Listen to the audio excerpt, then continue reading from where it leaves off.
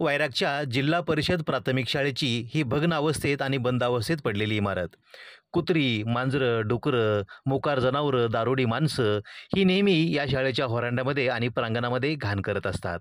मागील कित्येक वर्ष श्रीमंती मिरवलेली ही शाळा आज मात्र केविलवाण्या अवस्थेत पडलेली दिसते. परंतु प्राणी असो, वस्तू असो किंवा वास्तू असो, प्रत्येकाच्या वाट्याला काही दिवस सुखाचे येतात. तसं या शाळेच्या इमारतीच्या वाट्याला सुद्धा वर्षातील काही दिवस सुखाचे येतात आणि ते म्हणजे संतनाथ जीप चालक मालक संघटना. या संघटनाचे तरुण हे सदस्य या शाळेच्या प्रांगणामध्ये गणेश मूर्तीची स्थापना करतात. त्यानिमित्त महाप्रसादाचं आयोजन सुद्धा केलं जातं आणि म्हणून शाळेची स्वच्छता मोहीम हाती घेतली जाते. काही अशिक्षित, काही शिक्षित, तर काही सुशिक्षित, तर काही उच्च शिक्षित, वेगवेगळ्या निरनिराळ्या जाती धर्माचे तरुण या ठिकाणून, या मैदानाहून गुण्यागोविंदानं आपला गाडी व्यवसाय करत असतात.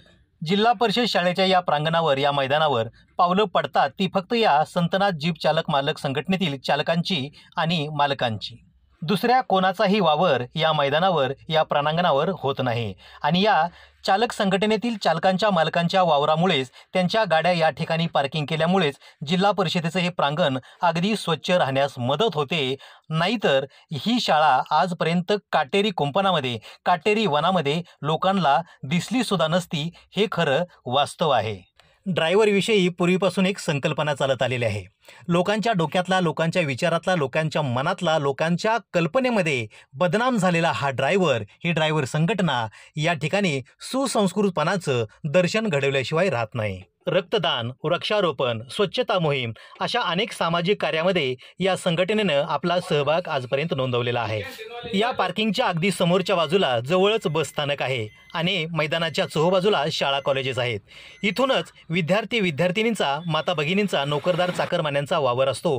परंतु त्यांच्याकडून एकही या संघटनेतील एकाही चालकाविषयी किंवा मालकाविषयी कुठलीही तक्रार नोंदवली गेलेली नाही. याचा मला आवर्जून उल्लेख करावासा वाटतो.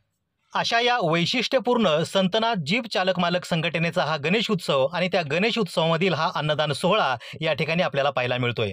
आग्रह करून मंडळाचे कार्यकर्ते जेवायला वाढत आहेत. सकाळी 11 ते 2 या वेळेमध्ये 1000 ते 1500 भक्तांनी या अन्नदानाचा लाभ घेतला. अतिशय नम्र विम्रतेने मंडळातील कार्यकर्त्यांनी या भक्तांची सोय आणि सेवा केली आणि नंतर मात्र तयारी सुरू झाली गणेश उत्सवातील गणेश मूर्तीच्या भव्य मिरवणुकीची.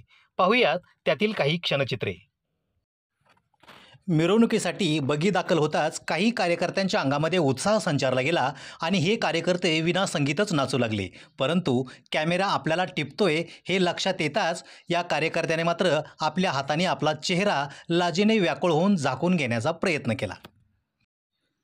विविध प्रकारच्या निरनिराळ्या रंगीबेरंगी अशा फुलांनी आणि विद्युत रोषणाईनं सजून ही बग्गी दिमाखात उभी होती. गणपती बाप्पा आपल्या बगीमध्ये कधी स्वार होणार, जणू याच्याच प्रतीक्षेत हे घोडे असल्याचं भासत होतं. तोपर्यंत इकडं बाहेर महाराष्ट्रभर प्रसिद्ध असणारे महाराष्ट्र बँड कंपनी आणि या बँडवाल्यांनी आपली कला सादर करायला सुरुवात केली.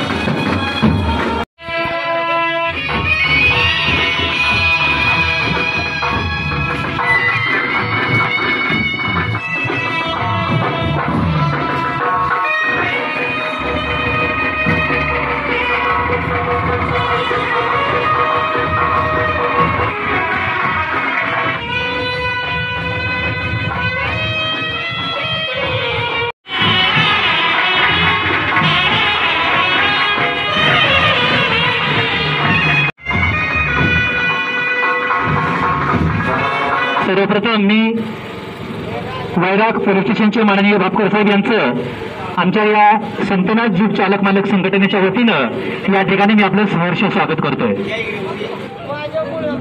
संतनाथ जीप चालक मालक संघटनेचे अध्यक्ष माननीय मनोज कोल्हे यांच्या हस्ते आजच्या आपल्या कार्यक्रमाचे प्रमुख अतिथी माननीय पोलीस निरीक्षक भाटकर साहेब यांचा पुष्पहार घालून या ठिकाणी सत्कार होत आहे।